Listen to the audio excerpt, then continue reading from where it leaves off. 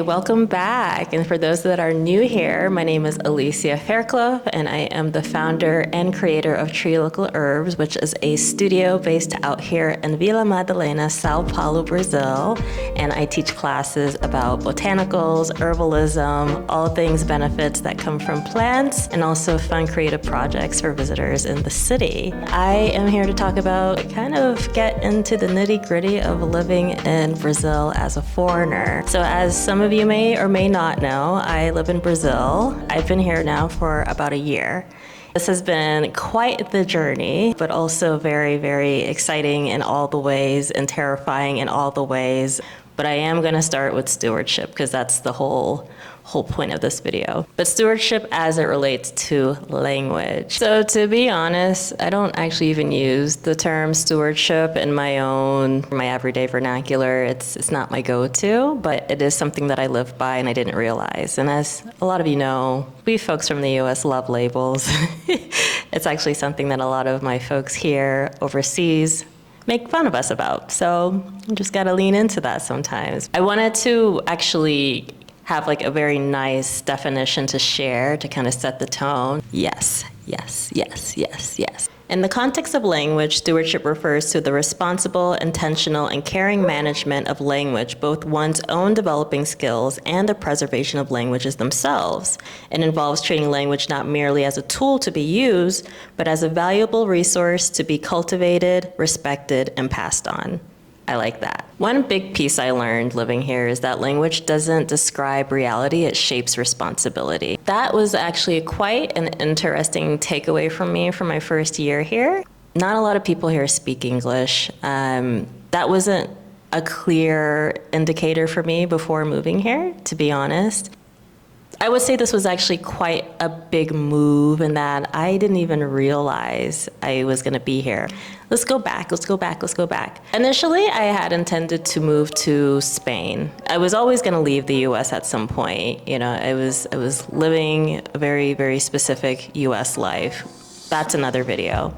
But the goal was always to go abroad, and I did it, but not in the way that I thought I would, and not based on the logic that I had already intended to follow. So when I had intended to move to Spain, I had done all the things I needed to do, and getting my visa stuff in order, and getting things signed and documents ready for my visa. One thing that I wanted to really brush up on was my language. I had taken 2 years of Spanish. For those that live in the US know that's kind of a requirement, at least in South Florida. I didn't really remember a lot of that. That was almost 20 years ago at this point. And so I was like, well, let me get back into it. And I've always been a lover of language. I grew up in a Jamaican household. I grew up around Jamaican patois.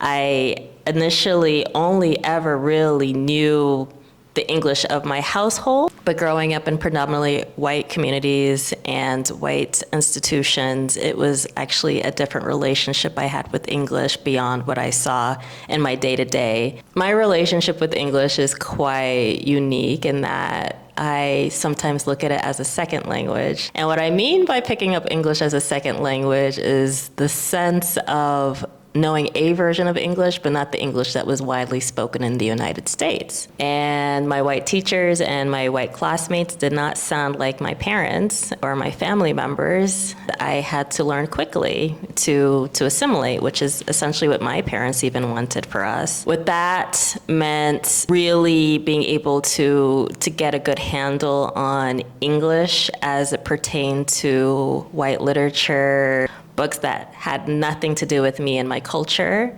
Picked it up really quick. You know, those were the formative years. I had no choice. And it's interesting because I've never looked at it that way. Not until I went to middle school and went to a predominantly black school, and everyone completely tore me to shreds. Why are you acting white?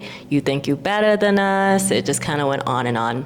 But I didn't know anything else, but I did know that I loved books, and I loved reading, and I loved writing, and I loved creativity and hiding in my own world. That was my form of escape. That was my way of really connecting within. That was language for me in a nutshell. And it wasn't until my earlier adult life, I don't even know how to describe that. I want to say like late 20s, early 30s.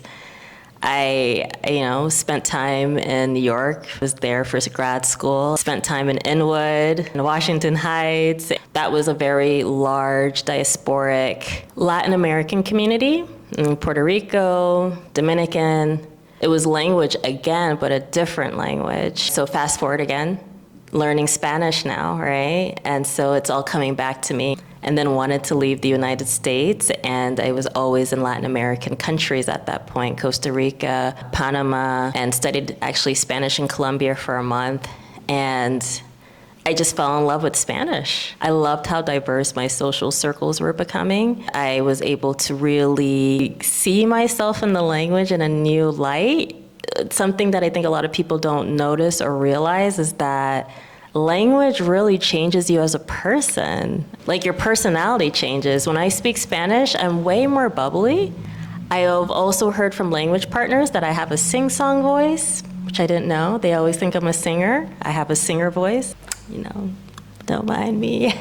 I don't hear it, don't see it, but it is what it is. I receive that. And, I did my thing. I did what I needed to do to get ready for Spain. So I was in Colombia for a month, and I went to Argentina. Did not like Argentina. Argentina, that's another story. And I was like, let me get out of this country ASAP. I literally could not survive in Argentina. And then I went to Brazil as my getaway, which was supposed to be a week. A week turned into a month. I could not leave. I was crying at the airport. I fell in love with the people, the culture, the music, the embrace of Jamaican culture. It was everything. I was just like having the time of my life. It was beyond anything I had ever experienced in my travels. I've traveled quite a bit. I've been to almost all the continents already, but this was by far the most magical, exciting, just so awe-inspiring, so touching, this experience, my first few trips to Brazil. And I was like, I think I need to be here. I don't think Spain makes any sense, and I'm so happy I did that. All that to say, I didn't know. I didn't do the research. I went from head to heart in this decision. Spain was very logical, and Brazil was very soul-led, which makes sense if you kind of think about what these countries mean, in my opinion. I didn't learn until later that Brazilians only speak Portuguese for the most part. Only 5% of the population speaks varying levels of English, and then 1% of the population speaks fluent English. I usually do not condone going to a foreign country without even knowing the basics. I didn't even have the basics. I had Spanish, and at least Brazilians, for the most part, understand Spanish, but that is not their language. It can only take you so far. It was hard, but I knew I had a responsibility. I've met people who are from abroad and have no interest in learning Portuguese, but do live here. In the sense of stewardship, I do believe that as a newcomer to a new place, it is highly unlikely that anyone is going to be able to speak your language if that's not the common language where you can just get by. I think what makes Brazil quite unique in that way is this is also a country where learning English or knowing a foreign language is quite the luxury. Education and access in this capacity is not necessarily available to many of the people here. Knowing that, accepting that, understanding that, and then acting accordingly is of the utmost importance, in my opinion. I don't take that lightly. I moved here because I wanted to build a life here. I wanted to build something important that involved community and involved people. And so my goals here are very human-based. I always felt pretty close to the people here because of the embrace and because of the diversity here. Brazil is not perfect in any way. Like most places, they have their faults, like all countries do. I'm so nervous about the battery. I should have changed the battery. And knowing what I know about Brazil in regard to just interacting with the people and understanding the high stakes around being part of something. Class is massive here. Race is huge here. You get in where you fit in, but things change a little bit when you come in as an outsider, when you come in as an immigrant. The way that Brazilians look at the US is a mixed bag. You have a lot of Brazilians who really want to be in the country. It's a dream for them to be part of, it's a dream for them to be part of the American dream. No comment. I don't try to tell anyone different, you know? If this is their dream, who am I to squash that dream? That's not how I operate. I listen. I think that Brazilians also look at me like, why are you here? You could be back in the US. I know I left the US, and I left because it wasn't working for me. I've never been patriotic. And the things that are happening now, the powers that are in place, need I say more? What I will say is that I have come to understand that when it comes to learning language, it's a passport of sorts, and it's something that I genuinely care about, being able to connect with people on a deeper level in this way. I used to just be around designers all the time. I was an art director for 15 years, and my life was just filled with designers and artists. With that comes its own social circles, its own places to commune. It's very exclusive, but I feel like once you reach a certain point of your life, you kind of just fall in where you fall in. And the same could be said for the doctors and the lawyers and the folks that work blue-collar jobs. You just kind of end up wherever your life's trajectory takes you. And I knew that this decision I made was very different from the norm. I think a lot of people are still very confused about how I ended up here, because it's not part of the American standard by any means. And I'm okay with that because I've never been happier. I've never been happier. This also opens up some very, very interesting conversations with Brazilians. I feel like I'm in a different dimensional reality, and that some of the things that I took for granted growing up in the US as common staples, as common access points are not.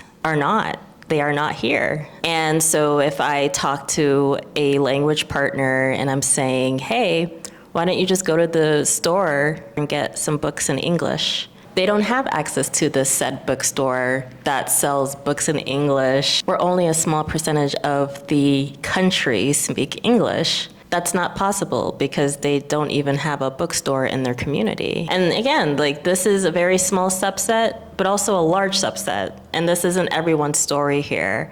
But I do know that when I first moved here, I was surrounded by who I thought were just Brazilians. I had the belief and the understanding that everyone was Brazilian. I wasn't privy to the high classes versus the middle classes versus the low classes. I wasn't privy to the pardos and the brancos and the negros. I wasn't privy to any of that. I was just assuming we were all kind of part of the same world. Granted, I was from a different world coming into a new world, but part of the same world nonetheless. But the reality, I have been humbled, to say the least, and I'll say more about that in other videos.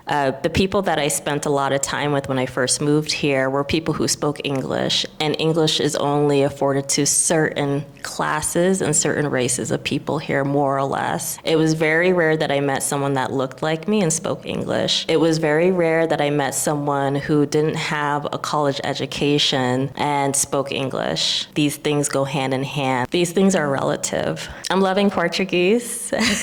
I'm loving Portuguese. I have had moments where I've been oversaturated with Portuguese and I'm like, please get it away from me. Because I started with English and I have like very strong Spanish roots with family from Panama, growing up in Florida, a large Mexican and Cuban population there. I feel at home with Spanish, and I feel like I'm entering home with Portuguese. It's very surreal. I'm at B2 with Portuguese, who knew? But I don't know. It's like I've fallen in love with the language in ways that I fell in love with English when I rediscovered English through a different lens, the US lens. And what that means is I'm reading books in Portuguese now. I decided to do something very sadistic and read Invisible Man by Ralph Ellison in Portuguese. That will take me probably the rest of the year to finish. I'm reading about agrotoxins in Brazil as it relates to my work in herbalism. I am reading about interracial families in Brazil to understand the history of Brazil as it relates to the people and the complexities of race and class. That was heartbreaking, but also very, very sobering and real. Also very important for me to understand the history of the country and why things feel the way that they feel. I feel the tension all the time around race relations in Brazil. I am also reading about West African traditions as it relates to plant medicine, plant knowledge, and that touches my heart every night before I go to bed, almost every night. I alternate between Spanish and Portuguese. And then one book I am reading also in Spanish at the moment is about ayahuasca and Peru. And that has been also very phenomenal understanding of a world that overlaps with West Africa and also plant medicine traditions from the Caribbean. We're all connected, y'all. One final thought that I wanted to wrap this video up with was around language and care. What if language is how we show care? And I say that because a lot of the situations that I was able to overcome and also the worlds that I've been able to enter have been through language. And speaking the language here is a form of care. When people learn that I speak Portuguese, and they're like, falo português? I'm like, falo português. I think that's a relief for them, you know? It's like, okay, I don't have to do the heavy lifting in this conversation. And granted, I'm not fluent in the language, right? B2 is like, upper intermediate? But it can only take me so far, but I'm trying. And they see that I'm trying. And knowing that I'm trying and that everyone's trying, that brings a sense of connection. That brings a very deep sense of connection. And so I do my best to communicate that, not only through my words, but also through my actions, right? For those that are coming to Brazil or those that are moving abroad, learn the language. Like, it is to your greatest benefit. Folks from the US do not have a great reputation as it relates to learning new languages as it is. And so I think we do ourselves a tremendous disservice by not even putting in the work. And it's not actually that hard. That's the crazy part. It's actually not that hard to get from like high beginner to high intermediate in a year. I mean, that just, I don't know. I don't think it's impossible. I don't think that I'm a special use case in that regard. You know, immersion makes a huge difference, obviously. The want and the motivation for me is people. The people here. So I think having a key motivator is huge, right? Because if you don't have like that very strong motivation, you won't want to stick with it. I will wrap this video now, and I wanted to kind of get behind the camera and just kind of blab, blab, blab for quite a bit. The dog outside is going nuts, my neighbor's dog, so I think this is also a good cue to wrap things. Again, such a pleasure to have you on this journey with me. I will be submitting and posting way more content around this topic because I have so much to say. I am very excited about my journey with Portuguese, my journey in Brazil, my journey as an herbalist and entrepreneur and artist in a new country.